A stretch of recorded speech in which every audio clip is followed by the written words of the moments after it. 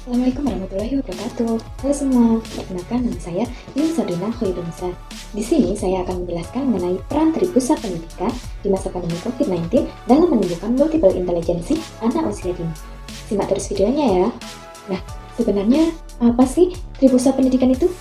Tripusat Pendidikan yaitu konsep pendidikan yang dikemukakan oleh Ki Hajar Dewantara yang diakui sebagai Bapak Pendidikan Nasional. Tripusat pendidikan yang dimaksudkan di sini adalah lingkungan pendidikan yang meliputi pendidikan di lingkungan keluarga, pendidikan di lingkungan perguruan atau sekolah, dan yang ketiga yaitu pendidikan di lingkungan masyarakat atau pemuda. Lalu, apa sih multiple intelligence? Multiple intelligence atau kecerdasan majmuk ini diperlukan oleh Howard Gardner pada tahun 90-an dan kemudian mematahkan pandangan lama mengenai kecerdasan. Meskipun libur karena pandemi, untuk mencapai tujuan pendidikan dalam pembelajaran berbasis daring, perlu dilakukan dengan membangun sinergi antara semua pihak Tripusat Pendidikan, yaitu keluarga, sekolah, dan masyarakat, terutama para guru dan orang tua. Multiple Intelligence menuliskan bahwa konsep ini menganggap bahwa tidak ada kecerdasan yang lebih baik atau lebih penting dari yang lain.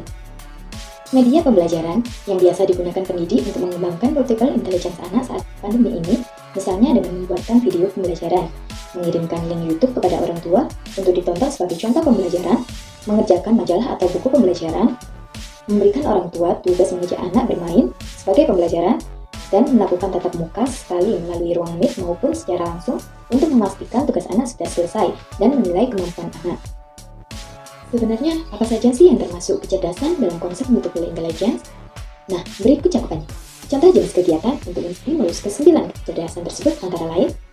Untuk yang pertama, yaitu kecerdasan bahasa atau verbal linguistik. Kecerdasan linguistik adalah kecerdasan dalam mengolah kata, kemampuan menggunakan kata secara efektif, baik secara lisan maupun tertulis. Kecerdasan bahasa merupakan kecerdasan yang memiliki kepekaan terhadap kebermaknaan kata, meliputi bahasa, tata bahasa, struktur kalimat, bunyi, fungsi, dan permainan bahasa. Kegiatan yang digemari oleh kecerdasan ini adalah senang bercerita, senang menulis, menyukai kegiatan literasi, punya banyak pemeliharaan kata, dan lain-lain. Pendidik melibatkan peserta didik dalam pembelajaran, seperti kegiatan permainan mendengar, membaca, melihat, meniru tulisan, menebalkan dan meniru kata, mengerjakan puzzle kata atau puzzle gambar, membaca kosakata, menyanyi, permainan teka-teki, mencocokkan benda dengan kartu gambar, permainan kartu suku kata, kegiatan mendengar cerita pendek, mendengarkan dan menceritakan kembali cerita yang sudah didengar. Yang kedua, yaitu kecerdasan logika matematika. Kecerdasan logika matematika adalah kecerdasan dalam hal angka dan logika. Kecerdasan ini melibatkan keterampilan mengolah angka dan atau kemahiran menggunakan logika atau akal sehat. Kecerdasan logika matematika pada dasarnya melibatkan kemampuan menganalisis masalah secara logis, menemukan atau menciptakan pola matematika, dan menyelidiki sesuatu secara ilmiah.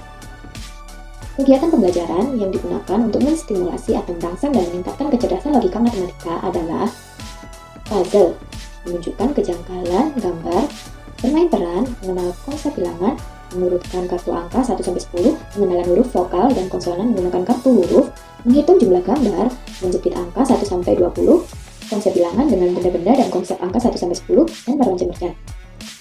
Dan yang ketiga, yaitu kecerdasan visual dan spasial. Kecerdasan ini memiliki ketertarikan terhadap gambar. Karakteristik pemilik kecerdasan ini adalah lebih mudah menghafalkan wajah daripada nama, menyampaikan ide atau pendapat dengan sketsa, dan memiliki kompetensi untuk kreatif dan imajinatif dalam segala hal. Orang tua bisa mengajak anak untuk mencat atau mewarnai atau mengisi kolase pada pola angka tertentu. Selanjutnya yang keempat adalah kecerdasan kinestetik. Kecerdasan ini dimiliki oleh seseorang yang mampu memahami tubuh, seperti suka berolahraga, menari, mampu meniru gerakan yang dia lihat. Intinya, kecerdasan ini memiliki karakteristik aktif dalam kegiatan yang melibatkan fisik. Cara mengembangkan kecerdasan kinestetik dapat dirangsang dengan berbagai kegiatan yang didasarkan pada kemampuan menyinkronkan berbagai gerakan baik motorik kasar maupun motorik halus, seperti lompat kata. Anak dapat melompat dalam posisi jongkok seperti kata, menangkap bola memantul, memantulkan bola besar sambil berjalan atau bergerak, menari, senam anak, merasa main bola. Dan yang kelima yaitu kecerdasan musikal. Kecerdasan musikal yaitu kemampuan menangani bentuk-bentuk musikal dengan cara mempersepsi atau melihat musik, membedakan kritikus musik, mengubah komposer, mengekspresikan bunyi.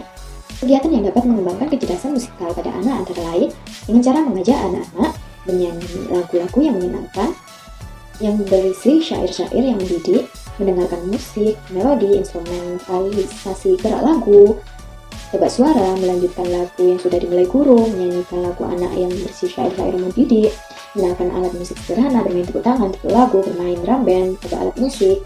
Berikutnya yang keenam yaitu kecerdasan intrapersonal. Kecerdasan intrapersonal adalah kemampuan diri untuk berpikir secara reflektif, yaitu mengacu kepada kesadaran reflektif mengenai perasaan dan proses pemikiran diri sendiri. Nah, dari program yang dalam kurikulum yang dapat mengembangkan kecerdasan intrapersonal antara lain, cakap-cakap, pemberian tugas memotivasi diri, cakap-cakap mengenal dan mengungkapkan perasaan, mengenal berbagai ekspresi dari perasaan, keyakinan diri, mengagumi diri sendiri, mengendalikan emosi. Dan untuk orang tua bisa menstimulus kecerdasan intrapersonal anak. Misalnya, saat kegiatan bersih-bersih rumah, orang tua bisa menanyakan kepada anak, kira-kira berapa mainan yang ia mau rapikan atau kembalikan ke tempatnya. Dan yang ketujuh, yaitu kecerdasan interpersonal. Kecerdasan interpersonal adalah berpikir lewat berkomunikasi dengan orang lain. Ini mengacu pada keterampilan manusia dapat dengan mudah membaca, berkomunikasi, dan berinteraksi dengan orang lain. Adapun kecerdasan yang mencakup kegiatan ini adalah berinteraksi dan berbagi dengan teman, menyayangi orang-orang yang dikenalnya, berbicara dengan ramah, menjalin kerjasama atau bermain bersama, memimpin anggota kelompok. Kegiatan yang dikembangkan antara lain bekerja sama dalam membedakan kardus besar, kerja kelompok, melatih mendengarkan pembicaraan orang lain, membiasakan memberi dan membalas salam, berani bertanya dan menjawab pertanyaan, bermain pasar-pasaran. Berikutnya yaitu kecerdasan naturalis. Kecerdasan naturalis yaitu kemampuan untuk mengenali dan mengklasifikasikan berbagai aneka tumbuhan dan binatang di lingkungan sekitar, makhluk hidup, atau benda mati.